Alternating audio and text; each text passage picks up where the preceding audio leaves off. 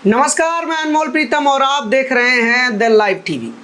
जिन 3 कृषि कानूनों को लेकर किसान साल भर तक आंदोलन करते रहे, जिन 3 कृषि कानूनों को लेकर 700 से अधिक किसानों को अपनी जान गंवानी पड़ी और जिन 3 कृषि कानूनों की वजह से किसानों को सर्दी, गर्मी, बरसात झेलना पड़ा, अब वही तीनों कृषि कानून फिर से लागू होने की खबरें हैं। जी हाँ, बड़ी खबर है कि तीनों कृषि कानूनों को फिर से लागू करवाने की मांग को लेकर भाजपा समर्थित किसान संगठन 2 अक्टूबर को बड़ा आंदोलन करने वाले हैं और इस बार ये कहा जा रहा है कि कृषि कानूनों को फिर से लागू करवाया जाएगा, क्योंकि इसके पीछे जो सहारा लिया जा रहा है वो सहारा है सुप्रीम कोर्ट की बनाई गई कमेटी की उस रिपोर्ट का, जिस रिपोर्ट की चर्चा हम आगे करने वाले हैं। जैसा कि आप सब लोग जानते हैं कि कृषि कानून जब लागू हुए थे उसके बाद से किसान आंदोलन करने लगे।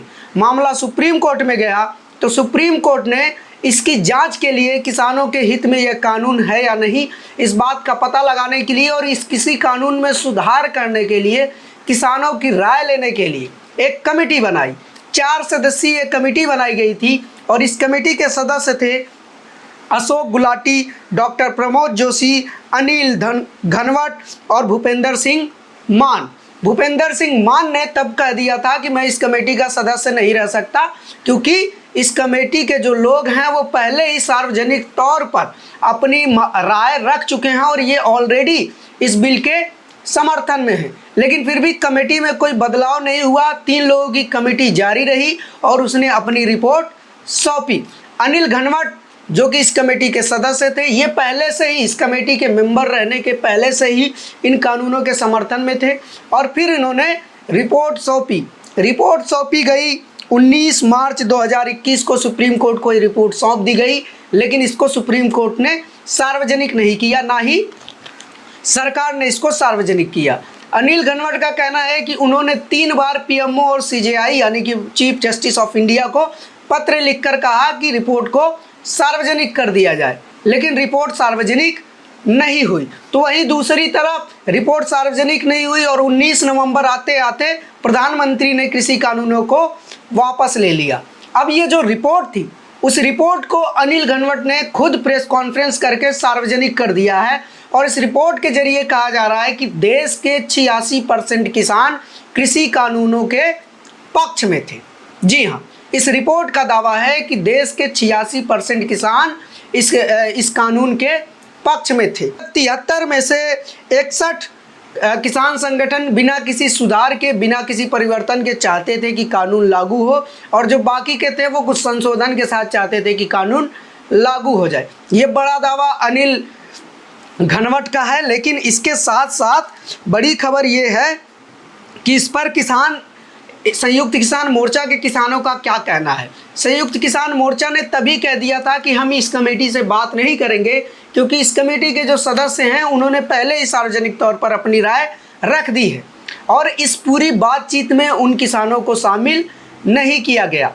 पोर्टल के जरिए और ईमेल के जरिए ये सब कुछ जुटाया गया और उसके आधार पर ये रिपोर्ट बनाई गई। यानी कि जिस कानून की समीक्षा के लिए और किसानों की राय लेने के लिए जो बात कही गई थी, उसमें जो 40 संगठन प्रदर्शन कर रहे थे किसानों की, उनकी राय नहीं ली गई। इस रिपोर्ट की खास बात मैं आपको बता दूं कि इस रिपोर्ट में प्रदर्शन कर रहे किसानों की राय नहीं ली गई है और बीजेपी के कई नेता पहले भी बोल चुके हैं कि कृषि बिल वापस आ सकता है। ऐसे में ये कहा जा रहा है कि ये कृषि कानूनों को वापस से लागू करवाने की एक नई रणनीति हो सकती है, क्योंकि ऐसा पहले भी हो चुका है। आंदोलन के विरोध में आंदोलन, सीए आंदोलन के दौरान हमने देखा था कि किस तरह से जब सीए के विरोध में आंदोलन चल रहा था तो भाजपा समर्थित लोग सीए के पक्ष में आंदोलन चला रहे थे और दोनों का टकराव हुआ और उसी का नतीजा रहा बाद में दिल्ली दंगा। लेकिन यहाँ किसानों के मामले में भी सेम वही रणनीति अपनाई जा रही है कि किस तरह से अब एक नया आंदोलन खड़ा किया जाए। अनिल घनवट जो कि सुप्रीम कोर्ट के कमेटी के सदस्य में थे, एक किसान यूनियन, इनका एक किसान संगठन भी है और अब ये कह रहे हैं कि 2 अक्टूबर को कृषि कानूनों को वापस लागू करवाने की मांग को लेकर 1 लाख किसानों के साथ आंदोलन करेंगे। बिल्कुल सीए वाली रणनीति यहाँ पर अपनाई जा रही है। खैर इस पर विस्तार से चर्चा हम आगे करेंगे, लेकिन जान लेते हैं कि अनिल घनवट ने कहा क्या क्या है। अनिल घनवट ने एमएसपी पर भी बोला था कि एमएसपी सभी फसलों पर देना मुमकिन नहीं है, इससे देश दिवालिया हो सकता है और सभी फसलों पर एमएसपी देना बेकार की बात है। तब भी बवाल हुआ था अनिल घनवट के इस बयान पे कि एक कमेटी के मेंबर रहते हुए वो इस तरह से सार्वजनिक तौर पर क्यों अपने इस तरह के विचार व्यक्त कर रहे हैं। और तब किसान संगठनों ने विरोध भी किया था, लेकिन मोदी सरकार ने फिर भी कह दिया था कि हम एमएसपी पर कानून बनाएंगे और 3 कृषि कानूनों को वापस भी लिया था। लेकिन कल किसानों ने विश्वासघात दिवस मनाया कि सरकार ने जो हमसे वादा किया था कि हम एमएसपी पे कानून बनाएंगे, वो कानून नहीं बनाया। अब इसमें देखिए मुख्य पॉइंट, पोर्टल से सुझाव मांगा गया, यानी कि डायरेक्ट इंटरेक्शन किसानों से नहीं किया गया। इस रिपोर्ट को बनाते समय किसानों से डायरेक्ट बातचीत नहीं की गई। और इसमें जो सबसे बड़ी बात है वो है इससे उठते जो सवाल हैं उन पर गौर किया जाना जरूरी है। चूँकि सुप्रीम कोर्ट ने ये रिपोर्ट सार्वजनिक नहीं की है, सरकार ने ये रिपोर्ट सार्वजनिक नहीं की है, ये रिपोर्ट सार्वजनिक की है अनिल घनवट ने, जो कि कमेटी के एक सदस्य हैं। तो ऐसे में सवाल ये उठता है कि इस रिपोर्ट को सरकार ने सार्वजनिक तब क्यों नहीं किया और अब तक क्यों नहीं किया? सुप्रीम कोर्ट ने इस रिपोर्ट पर चर्चा क्यों नहीं कराई और अब क्यों नहीं कराई? और अब अनिल घनवट इकलौते कमेटी के सदस्य कैसे इस रिपोर्ट को सार्वजनिक कर सकते हैं? सबसे पहला सवाल इस रिपोर्ट पर कि इसमें किसान संगठनों की राय क्यों नहीं ली गई, क्योंकि जिन किसानों को आपत्ति थी उन किसानों से तो बात ही नहीं की गई। इसलिए इस रिपोर्ट का हम कह नहीं सकते कि इस रिपोर्ट में सबकी राय शामिल है। अब जिनसे बात की गई है उनमें से कहा जा रहा है कि 86% लोगों ने अपनी राय दी है, लेकिन इस पोर्टल के जरिए कुल इनका दावा है कि 3.83 करोड़ किसानों से बातचीत की गई है। मतलब किसानों से बातचीत का मतलब 3.83 करोड़ का प्रतिनिधित्व करने वाले 73 किसान संगठनों से बातचीत की गई। लेकिन योगेंद्र यादव कह रहे हैं कि असल में ये बातचीत लाखों में होगी, करोड़ का दावा झूठा है। खैर उस समय रिपोर्ट आई होती तो चर्चा होता। अब तो कृषि कानून भी वापस आ गए हैं, वापस लिए जा चुके हैं, इसलिए इसको लेकर ये बात की जा रही है कि हो सकता है कि ये एक नया एजेंडा हो, एक नई रणनीति हो कि कैसे कृषि कानून को वापस लाया जाए। खैर दूसरा सवाल है कि सिर्फ एक सदस्य ने इस रिपोर्ट को सार्वजनिक क्यों किया, जब इस कमेटी के 3 सदस्य थे, अशोक गुलाटी, डॉक्टर प्रमोद जोशी और अनिल घनवट। तो फिर सिर्फ अनिल घनवट ने इस रिपोर्ट को सार्वजनिक क्यों किया? क्या बाकी के 2 सदस्य रिपोर्ट के सार्वजनिक करने पर सहमति जताते थे? क्या वो लोग इस बात के पक्ष में थे कि हमें बिना सुप्रीम कोर्ट की इजाज़त के रिपोर्ट सार्वजनिक करनी चाहिए या नहीं? क्या अनिल घनवट के पास इस बात का बहुमत था? अपने कमेटी के सदस्यों से बात करने के बाद क्या उनके पास इस बात का बहुमत था कि रिपोर्ट को सार्वजनिक किया जाना चाहिए या नहीं? क्या अनिल घनवट ने बाकी के सदस्यों से बातचीत करी कि इस रिपोर्ट को सार्वजनिक करना उचित होगा या अनुचित? ये बड़ा सवाल है, क्योंकि अगर 2 लोग रिपोर्ट सार्वजनिक करते समय मौजूद नहीं हैं, 2 लोग सार्वजनिक तौर पर बोलते नहीं हैं, सिर्फ एक व्यक्ति बोलता है, तो 2 में से एक व्यक्ति बोल रहा है, यानी कि अल्पमत है, बहुमत से ये रिपोर्ट सार्वजनिक नहीं की गई है। इसीलिए अनिल घनवट पर भी सवाल उठता है और उनकी मंशा पर सवाल उठता है कि ऐसा कैसे क्यों हो सकता है? क्या सिर्फ अनिल घनवट ने अपनी मनमानी से खुद से ये फैसला ले लिया है रिपोर्ट सार्वजनिक करने का, ताकि देश में एक नया डिस्कोर्स शुरू किया जा सके, एक नया बवाल शुरू किया जा सके?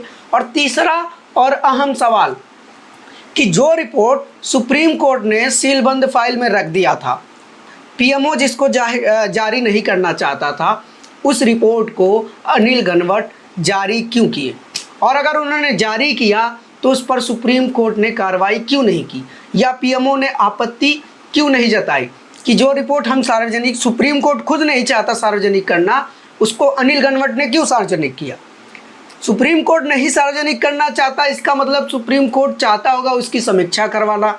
हो सकता है सुप्रीम कोर्ट को इस रिपोर्ट पर भरोसा ना हो, इस रिपोर्ट की क्रेडिबिलिटी पर भरोसा ना हो। सुप्रीम कोर्ट इसके पैरेलल एक समीक्षात्मक कोई कमेटी बनाए जो इसकी समीक्षा करे कि जो रिपोर्ट बनाई गई है वो कितनी सही है, लेकिन ये सब होने से पहले ही अनिल घनवट ने इस रिपोर्ट को जारी कर दिया है, इसलिए इनकी मंशा पर भी सवाल है। खैर, गोदी मीडिया के चैनलों और तमाम अखबारों ने इस खबर के जरिए प्रोपेगेंडा फैलाना भी शुरू कर दिया है। वहीं किसान संगठनों का कहना है कि ये रिपोर्ट बोगस है। राकेश टिकैत ने इस पर प्रतिक्रिया देते हुए कहा है कि जो राकेश टिकैत ने कहा है वो मैं आपको पढ़कर सुनाता हूं कि 3 कृषि कानूनों के समर्थन में घनवट ने सुप्रीम कोर्ट को सौंपी रिपोर्ट सार्वजनिक कर साबित कर दिया कि वे केंद्र सरकार की ही कठपुतली थे। इसकी आड़ में इन बिलों को फिर से लाने की केंद्र की मंशा है तो देश में और बड़ा किसान आंदोलन खड़े होते देर नहीं लगेगी। राकेश टिकैत ने एक तरफ जहां अनिल घनवट को सरकार का कठपुतली बताया है तो वही दूसरी तरफ बड़े आंदोलन खड़े करने की चेतावनी भी दे रहे हैं। वो कह रहे हैं कि अगर कृषि कानून को वापस लाने की तैयारी की जाती है तो हम एक बड़ा आंदोलन करेंगे। और वही योगेंद्र यादव ने इस पूरे रिपोर्ट को ही बोगस बता दिया है और साथ ही उन्होंने बताया है कि संयुक्त किसान मोर्चा इस रिपोर्ट को पढ़ने के बाद इस पर चर्चा करेगा। अनिल घनवट शुरू से ही कानूनों के पक्ष में रहे हैं, उनकी राय कोई मायने नहीं रखती। हालांकि तब भी अनिल घनवट की बहुत ज़्यादा आलोचना हुई थी जब उन्होंने कहा था कि एमएसपी पे कानून बनाना संभव नहीं है, जबकि देश भर के किसान संगठन इस बात की मांग कर रहे थे। अब ऐसे में सवाल ये उठता है कि क्या सच में सरकार दोबारा से कृषि कानून को लागू करवाना चाहती है? अब इस मंशा पे सवाल तो किसान संगठन भी उठा रहे हैं, राकेश टिकैत भी कह रहे हैं, योगेंद्र यादव भी कह रहे हैं और तमाम सामाजिक राजनीतिक कार्यकर्ता भी इस बारे में राय रख रहे हैं कि हाँ, सरकार की मंशा ये हो सकती है, क्योंकि सरकार बिल जिस उद्देश्य से वापस किया था वो उद्देश्य अब पूरा हो चुका है। चुनाव के मद्देनज़र ये बिल वापस किया गया था ताकि बीजेपी को चुनाव में बड़ा नुकसान ना हो और उसका फ़ायदा भी बीजेपी को मिला। बीजेपी उत्तर प्रदेश का चुनाव भी जीत गई। अब चुनाव खत्म हो चुका है, ऐसे में फिर से कृषि कानून लाने की बात कही जा रही है। बीजेपी के कई नेता पहले ही बोल चुके हैं कि कृषि कानून दोबारा आ सकता है। इसीलिए इस रिपोर्ट के सार्वजनिक होने के टाइमिंग पर भी सवाल है कि अगर अनिल घनवट को इतनी ही बेचैनी थी, इतना ही ज़्यादा सच बताने की ज़रूरत थी, तो इन्होंने ये रिपोर्ट सार्वजनिक तब क्यों नहीं किया? ये रिपोर्ट सार्वजनिक तब क्यों नहीं किया जब प्रधानमंत्री ने कृषि कानूनों को रद्द कर दिया? ये रिपोर्ट तब क्यों नहीं सार्वजनिक की गई जब यूपी में चुनाव चल रहे थे? अगर उस वक्त ये रिपोर्ट सार्वजनिक की जाती तो जाहिर सी बात है कि भाजपा को चुनाव में नुकसान हो जाता। चूँकि अब चुनाव खत्म हो चुका है, सरकारों का गठन होना शुरू हो गया है, इसलिए अब ये रिपोर्ट लाया गया है और नया डिस्कोर्स खड़ा किया जा रहा है। लेकिन इस बीच जैसा कि मैं हमेशा हर बड़ी खबर पर आपको अखबारों और टीवी चैनलों की करतूत बताता हूं, वैसा ही मैं आपके लिए कुछ लेकर आया हूं। मेरे हाथ में 2 अखबार हैं आज, एक है दैनिक भास्कर और एक है दैनिक जागरण। दोनों अखबारों की भाषा और हेडिंग कमाल की है। आपको पता चल जाएगा कि कौन अखबार संतुलित है, कौन सा अखबार निष्पक्ष है और कौन सा अखबार एक पक्षी काम कर रहा है। दैनिक भास्कर ने हेडिंग दी है 73 में से 61 किसान संगठन कृषि कानून के पक्ष में थे, इसमें बॉर्डर पर बैठे संगठनों की राय नहीं। इसने अपने हेडिंग में ही लिख दिया है कि ये जो रिपोर्ट है इसमें बॉर्डर पर बैठे किसान संगठनों की राय नहीं ली गई है। आप इसे देखिए, ये होती है निष्पक्षता कि पहले ही लाइन में आप दोनों बातें बताएं। अभी देखिए मेरे पीछे है दैनिक जागरण। दैनिक जागरण की हेडिंग देखिए, एक लाइन की हेडिंग, तीनों कृषि कानूनों के पक्ष में थे 85% किसान संगठन। इसने इसमें कहीं नहीं लिखा कि इसमें बॉर्डर पर बैठे किसान संगठनों की राय नहीं ली गई है। अब दोनों की खबरों की भाषा भी देखिए। दैनिक जागरण शुरू करता है कि जिन 3 कृषि कानूनों के विरोध में राष्ट्रीय राजधानी की घेराबंदी कर कुछ संगठन साल भर तक धरने पर बैठे रहे। कुछ संगठन, समझिए ये वही भाषा है जो बीजेपी के लोग बोलते हैं कि कुछ किसान बैठे हुए थे। दैनिक जागरण भी वही भाषा लिख रहा है कि कुछ संगठन विरोध में बैठे हुए थे। तो दैनिक जागरण को तो मैं अखबारों का जी न्यूज़ मानता हूँ। खैर, तो ये भाषा है और इस तरह से न्यूज़ की कवरेज है। और दैनिक भास्कर ने बड़ी ही संतुलित इस पर खबर बनाई है। इसने उस रिपोर्ट को भी रखा है और साथ साथ वो सवाल भी रखे हैं जो सवाल पूछे जानी जरूरी हैं। हालांकि इसमें 3 सवाल और होते तो ये रिपोर्ट और मज़ेदार होती, लेकिन फिर भी अगर 3 सवालों को इसमें जगह दिया गया है तो ये भी एक अच्छी बात है, मुख्य सवालों को जगह दिया गया है। खैर, कृषि कानून लागू होगा कि नहीं ये देखने वाली बात होगी। और जैसा कि मैंने आपको बताया कि जिस तरह से सीए आंदोलन के विरोध में एक आंदोलन खड़ा किया गया था, जगह जगह जुलूस निकाले जा रहे थे और मार्च निकाला जा रहा था, उसी तरह से ये एक नई रणनीति हो सकती है कि अब किसान संगठन तो घर वापस चले गए हैं, किसान बिल का विरोध भी हो गया, कृषि बिल वापस हो गया, तो अब कृषि बिल को वापस लागू कैसे करवाया जाए। प्रधानमंत्री खुद से लागू नहीं कर सकते क्योंकि प्रधानमंत्री पद की एक गरिमा है, एक क्रेडिबिलिटी है। अगर प्रधानमंत्री खुद से इस कानून को लागू करते हैं तो प्रधानमंत्री की बहुत ज़्यादा आलोचना होगी, उनकी क्रेडिबिलिटी खतरे में आ जाएगी और सिर्फ राष्ट्रीय स्तर पर ही नहीं वैश्विक स्तर पर भी उनकी आलोचना होगी कि प्रधानमंत्री खुद अपनी बात पर नहीं रहते और जो देश से वो वादा करते हैं वो भी पूरा नहीं करते। इसलिए प्रधानमंत्री खुद नहीं बोल सकते। इसलिए ये एक नई रणनीति हो सकती है कि कुछ किसान संगठनों, उन संगठनों को आगे किया जाए जो सरकार समर्थित हैं, उनसे प्रदर्शन करवाया जाए और उनसे मांग करवाई जाए कि तीनों कृषि कानूनों को फिर से लागू किया जाए। फिर इस प्रदर्शन की मांग को जनता की मांग और आम किसानों की मांग बताकर कृषि कानून लागू कर दिया जाए। क्योंकि इस रिपोर्ट के जरिए एक बड़ा पॉइंट बनाने की कोशिश की गई है कि 86% किसान इस बिल के समर्थन में हैं।